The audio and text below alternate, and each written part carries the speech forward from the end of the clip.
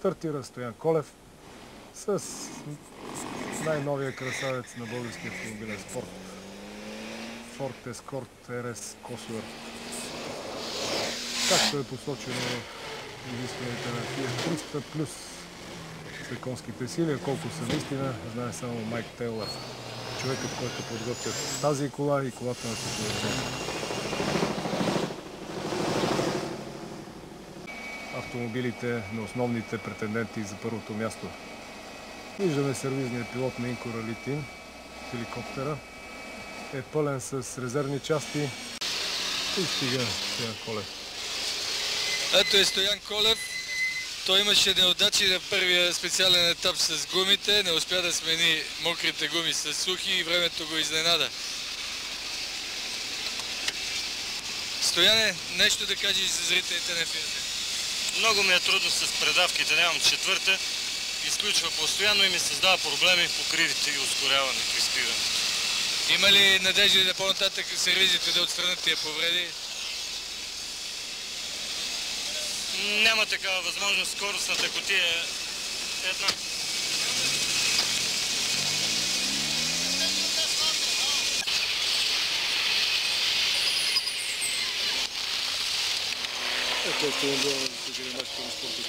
В момента на старт е Стоян Колев с номер 6 от Инко Рали Тим. Стоян Колев също с Ford Escort.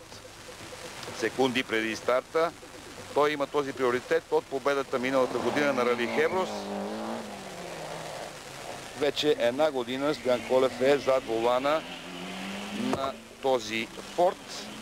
Разбрахте 30 скоростни отсечки, които пред мен са разделени като една торта с най-много проценти.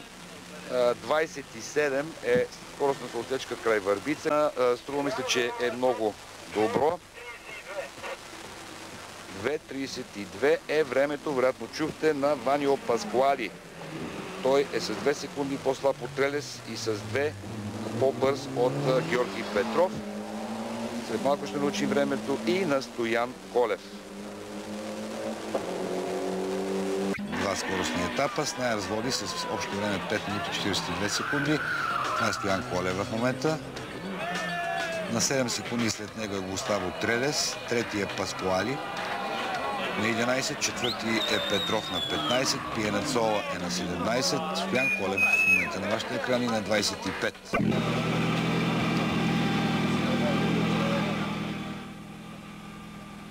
Ето го и Стоян Колев. Стоян Колев постигна време 13.58. Доста по-слабо, да речем, от това на Снайерс, но ще научите защо.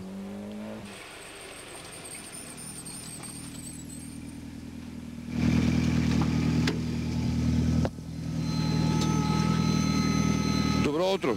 Добро утро. Как си? Да кажем по-нормално от вчера.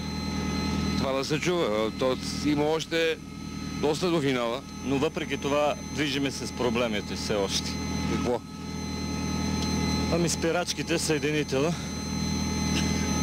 Това е основното. И четвърта и пета ни изключват постоянно. Трябва да го държиш лоста. Постоянно го държим. Рубене, ти да кажеш нещо? Какво да кажа? Същата работа като миналата година почна да се получава. Дръж, пусни. Положението е... Ще стискаме зъбите. И ние ви стискаме палци. Чао.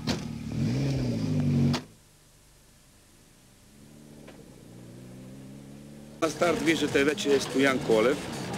Един пилот, който не се нуждае от реклама. Автомобила е Ford Escort.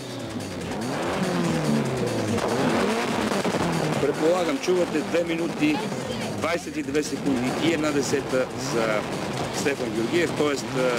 той изостава от Зенере с някъде около 5 секунди, но принципно никой не трябва да се стреми да покаже най-доброто тук изалеете на Албена, тъй като знаете, това не е писта, има отстрани бордюри и при една минимална грешка може всичко да отиде на вятъра още самото начало. Стоян Колев, който не се чувстваше добре в последните 2-3 дни, дори се наложи да бъде повикана бърза помощ, бяха му били някакви инжекции. Вече по трасето аз разчитам на това, че той се е възстановил и ще покаже всичко това, което научил през последните 30 години. И 300 метра. Отсечка, осеяна с многохилядна публика. Тази картина, тези кадри са точно оттам. Стоян Колев с номер 5. Следете внимателно, ще ставате свидетели на много интересни неща. Зенере намери най-прекия път към финала, спирайки хронометрите на 3 минути 24 секунди и 8 десети. Отзад вреше и кипеше. Калдини постигна 3.26.3, Фиорио 3.26.6, Потапов 3.27. С проблеми бе през тези минути колата на Стоян Колев, тиката да поддържа спечеленото без излишни рискове. Калдани бе трети, тук макар и доста поизкривена ланчата на Галденмайстер постигна четвърто време от около 400 конски сили. Ето го Стоян Колев.